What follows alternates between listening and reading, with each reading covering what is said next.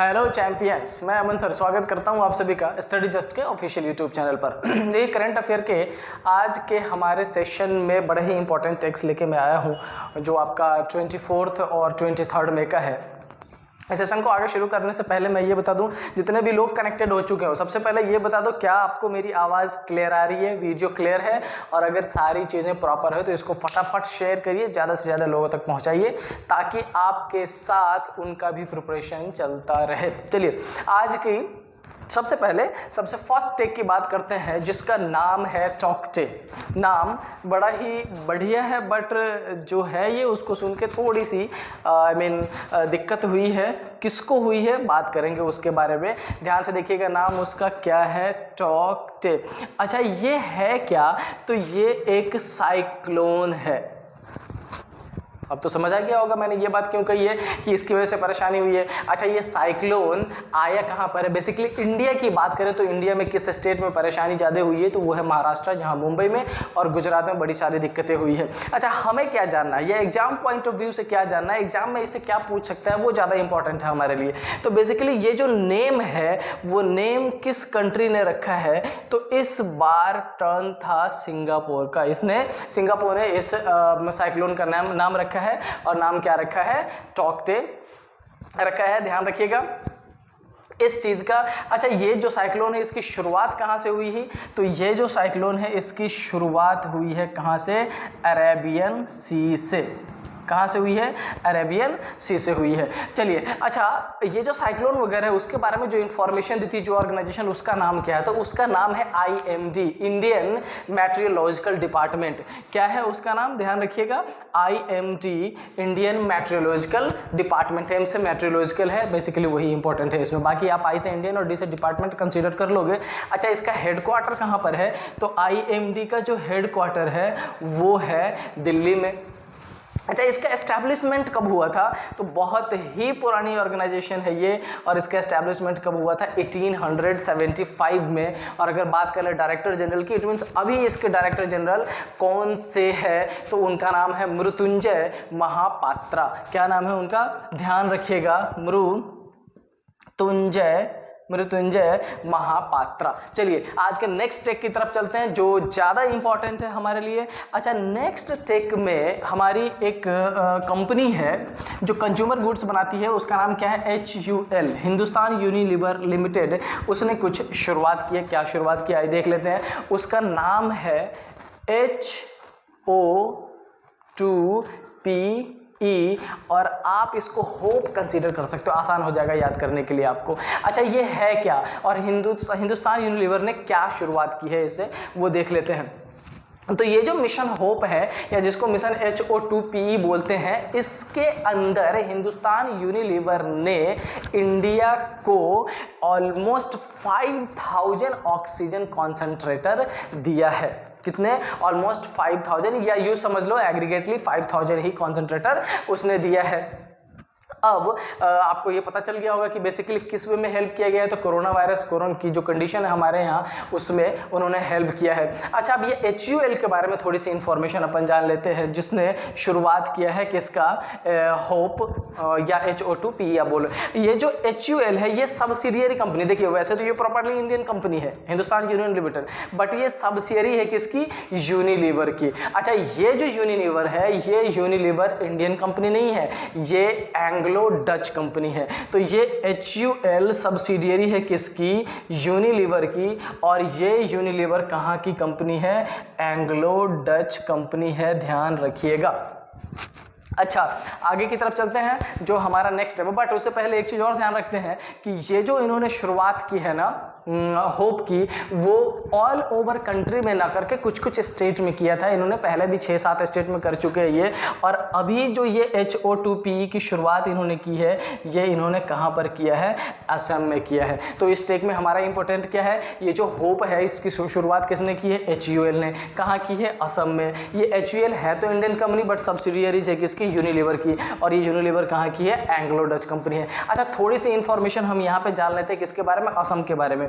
अच्छा असम का जो कैपिटल है वो कौन सा है, असम का कैपिटल है दिसपुर। अच्छा इसके अगर चीफ मिनिस्टर की बात करें तो असम का चीफ मिनिस्टर अभी कौन सा है, हिमंता बिस्वा शर्मा, अभी अभी बने हैं वो कुछ दिनों पहले, क्या नाम है उसका, हिमंता बिस्वा शर्मा।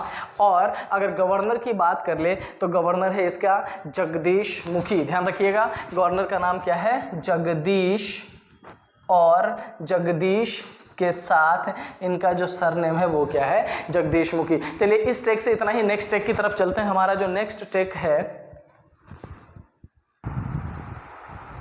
चलिए अपने नेक्स्ट स्टेप की तरफ चलते हैं। हमारे इस नेक्स्ट टेक में एक बड़ा ही इंपॉर्टेंट नेम मैं आपके सामने लिखने वाला हूँ, और उसका नेम है क्या, टिकटॉक।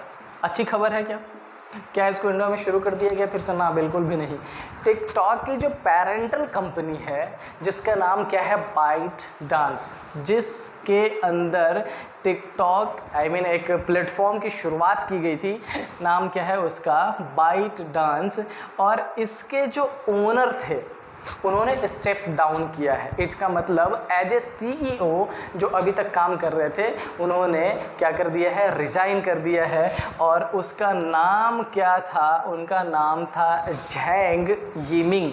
अच्छा झैंग यिमिंग ने as a CEO of ByteDance, जो कि पेरेंटल कंपनी है किसकी, टिकटॉक की, रिजाइन कर दिया है। और अपने कॉलेज टाइम के रूममेट को जिसका नाम है क्या, लियांग रूबो, क्या नाम है, ध्यान से याद रखिएगा, उसका नाम है लियांग रूबो, उसको बना दिया है क्या, CEO। चलिए अच्छा थोड़ी सी इंफॉर्मेशन जान लेते हैं इस बाइट डांस के बारे में। ये जो बाइट डांस कंपनी है ना, इसकी शुरुआत की गई थी कब, 2012 में। क्या टिकटॉक की भी शुरुआत तभी कर दी गई थी, नहीं बिल्कुल भी नहीं। टिकटॉक की शुरुआत कब हुई थी, 2016 में। और विदिन 4 to 5 ईयर्स ये ऑल ओवर वर्ल्ड में 70 मिलियन लोगों को अपनी तरफ अट्रैक्ट कर लिया था। किसने, टिकटॉक ने। अच्छा ये टिकटॉक क्या चाइना में लॉन्च किया गया था, बिल्कुल भी नहीं, आउटसाइड चाइना इसको लॉन्च किया गया था। चलिए आगे की तरफ चलते हैं। अच्छा जो नेक्स्ट टेक है हमारा वो भी बड़ा इंपॉर्टेंट टेक है, और वो एक अवार्ड से रिलेटेड है। आखिर किस अवार्ड से रिलेटेड है, उस अवार्ड का नाम है स्वाधीनता। क्या नाम है उसका, स्वाधीनता। अच्छा ध्यान से इसको इंग्लिश में क्या बोलेंगे, इंडिपेंडेंस अवार्ड। मैं लिख दे रहा हूँ इसका नेम क्या है, इंडिपेंडेंस अवार्ड, जिसको हिंदी में या बेसिकली बोला ही क्या जाता है, किस नाम से जाना जाता है, उसको जाना जाता है किस नाम से, स्वाधीनता पुरस्कार, स्वाधीनता पुरस्कार। अच्छा ये जो अवार्ड है ना स्वाधीनता पुरस्कार, ये हाईएस्ट सिविलियन अवार्ड है। क्या है ये, हाईएस्ट सिविलियन अवार्ड है। अच्छा मैंने इतनी सारी इंफॉर्मेशन दे दी आपको, अब आप बोल रहे होंगे कि सर आखिर ये कहाँ से है। तो ये जो नेम मैंने दिया है स्वाधीनता पुरस्कार का, ये हमारे देश से रिलेटेड ना होके किस देश से रिलेटेड है, बांग्लादेश से रिलेटेड है, और बहुत ज़्यादा चर्चा में रहता है, हमेशा चर्चा में रहता है। तो इस बार ये जो स्वाधीनता पुरस्कार जो कि बांग्लादेश का हाईएस्ट सिविलियन अवार्ड है, ये बेसिकली 10 लोगों को दिया गया है। इनफैक्ट ये 9 पर्सन और एक ऑर्गेनाइजेशन है, रिसर्च ऑर्गेनाइजेशन, इसको दिया गया है क्या, 9 पर्सन्स है और एक रिसर्च ऑर्गेनाइजेशन है जिसको दिया गया है। चलिए ध्यान रखिएगा, इंडिपेंडेंस अवार्ड या स्वाधीनता पुरस्कार, नेम से ऐसा सुन के लगता है कि हमारा इंडियन है, बट नहीं, ये कहाँ का, ये बांग्लादेश का अवार्ड है। वहाँ का हाईएस्ट सिविलियन अवार्ड है, किसको दिया गया है, 9 पर्सन और एक इंडियन रिसर्च ऑर्गेनाइजेशन को, एक रिसर्च ऑर्गेनाइजेशन को दिया गया है। अच्छा अब आते हैं, जैसे बांग्लादेश पे आ गए तो बांग्लादेश के बारे में थोड़ी सी जानकारी लेते हैं। ये जो बांग्लादेश है, अगर उसके कैपिटल की बात कर ले तो बांग्लादेश का कैपिटल कहाँ पर है, पता ही होगा, इनफैक्ट मैक्सिमम लोगों को ढाका। अच्छा अगर उसके करेंसी की बात कर ले तो बांग्लादेश की करेंसी क्या है, टका, बांग्लादेशी टका उसका। और अगर उसके प्राइम मिनिस्टर की बात कर ले तो प्राइम मिनिस्टर बहुत ही वेल नोन्ड पर्सन है, and that is Sheikh Hasina. क्या नाम है उनका, Sheikh Hasina. And the last one, अगर उसके प्रेसिडेंट की बात कर लें तो उनके प्रेसिडेंट का नाम है अब्दुल हमीद। ध्यान रखिएगा क्या नाम है उसके प्रेसिडेंट का, अब्दुल हामिद। चलिए आज के नेक्स्ट टेक की तरफ चलते हैं। नेक्स्ट टेक क्या है हमारा, उसको देखते हैं जल्दी से जल्दी फटाफट। अच्छा, जो नेक्स्ट टेक है वो भी बड़ा इंपॉर्टेंट है। नेम है उसका संवेदना। अच्छा, ये जो वर्ड है संवेदना, सुन के लगता है कि इमोशन से जुड़ी हुई चीज़ें होंगी। जी हाँ, और है भी इमोशन से जुड़ी हुई चीज़ें। आखिर इसके अंदर क्या लेके आया गया है वो देखते हैं। पहले नोट डाउन करते हैं इसको। नेम इसका क्या है, संवेदना। अच्छा, ये जो संवेदना है ये एक स्कीम बोल सकते हैं उसको, लॉन्च किया गया है, जिसके थ्रू या जिसके अंदर जो भी बच्चे कोविड-19 से इम्पैक्ट हुए हैं, इम्पैक्ट होने का मतलब डायरेक्टली कनेक्टेड होना ज़रूरी नहीं है। इसका मतलब जिस बच्चे को कोविड हुआ है, कोरोना, या जिसके पेरेंट को हुआ है, या जिसके रिलेटिव को हुआ है, जिसके आसपास वाले को हुआ है, उसका जो नेगेटिव इम्पैक्ट उनके ऊपर पड़ा है, उसका निदान करने के लिए, उससे बाहर लाने के लिए ये एक स्कीम लॉन्च किया गया है जिसका नाम क्या है, संवेदना। अच्छा, इसके अंदर किया क्या जाएगा, तो इसके अंदर उन बच्चों को कैसे टेली काउंसलिंग दी जाएगी, और टेली काउंसलिंग में उनके ऊपर जो स्ट्रेस है, जो एंजाइटी है, जो फियर है, उसको दूर करने की कोशिश की जाएगी।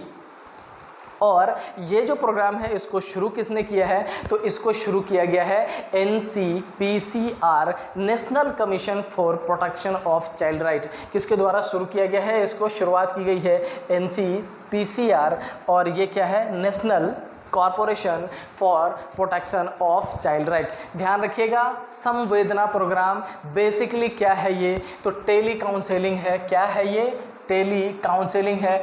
किसके लिए है ये, तो ये टेली काउंसलिंग चिल्ड्रन के लिए है, वैसे चिल्ड्रन के लिए जो कोविड से इम्पैक्टेड है डायरेक्टली या इनडायरेक्टली। और इसको शुरू किसने किया है, तो NCPCR, और ये NCPCR क्या है, national corporation for protection of child rights. चलिए आगे की तरफ चलते हैं। नेक्स्ट हमारा जो टेक है वो क्या है। अच्छा, नेक्स्ट टेक भी बड़ा ही इम्पोर्टेंट टेक है। उसमें उस प्रोग्राम का नेम है क्या, SHE। अच्छा, देख के लग रहा है ना, शी मतलब वह, किसके लिए, लेडी के लिए। जी हाँ, ये है भी उसी के लिए। आखिर किस तरीके से इस शी को का यूज़ किया जाएगा, क्या है ये, किस ऑर्गेनाइजेशन ने लॉन्च किया है, सारा देखेंगे। अच्छा, ये जो शी है इसका बेसिक मतलब क्या है, school of hope and empowerment. क्या है इसका, ध्यान से, इस एस से आपका है ये school of hope and empowerment. अच्छा, ये किसके लिए है, तो बेसिकली किसके लिए है, ये वीमेंस के लिए, और वैसी वीमेंस के लिए जो रूरल इंडिया को रिप्रेजेंट करती है और जिसका पार्टिसिपेशन एंटरप्रेन्योरशिप में या बिजनेस में बहुत कम है, उसको उनके अपने सपनों की तरफ बढ़ने के लिए कुछ हेल्प करने के लिए इस पर्टिकुलर स्कीम की शुरुआत की गई, जिसका नाम क्या है, SHE, school of hope and empowerment. तो ध्यान रखिएगा, वुमेन्स, लेकिन बेसिकली कैसी, जो रूरल वुमेन्स है वो। अच्छा, अब आते हैं इस शी पर। तो इस शी की शुरुआत किसने की है, इस शी की शुरुआत की है किसने, टाटा कम्युनिकेशन ने। इसका जो फोर्थ इंपॉर्टेंट टर्म है, टाटा कम्युनिकेशन ने। तो क्या टाटा कम्युनिकेशन ने अकेले इसकी शुरुआत कर ली है, जी नहीं, बिल्कुल भी नहीं। एक प्लेटफॉर्म है, डिजिटल मीडिया प्लेटफॉर्म, जिसका नाम है द बेटर इंडिया। क्या है, उसका नाम है द बेटर इंडिया। इसके साथ मिलकर टाटा कम्युनिकेशन ने इस पर्टिकुलर प्रोग्राम को लॉन्च किया है, शी को। अच्छा, देखते हैं कि आखिर कब लॉन्च किया है। तो इस प्रोग्राम को अनाउंस या लॉन्च किया गया है टाटा कम्युनिकेशन के द्वारा, कब, तो 2021। इट मीन्स जो फिलहाल ही 2 दिनों पहले जो UNESCO world conference on education हुआ है, क्या हुआ है, यूनेस्को वर्ल्ड कॉन्फ्रेंस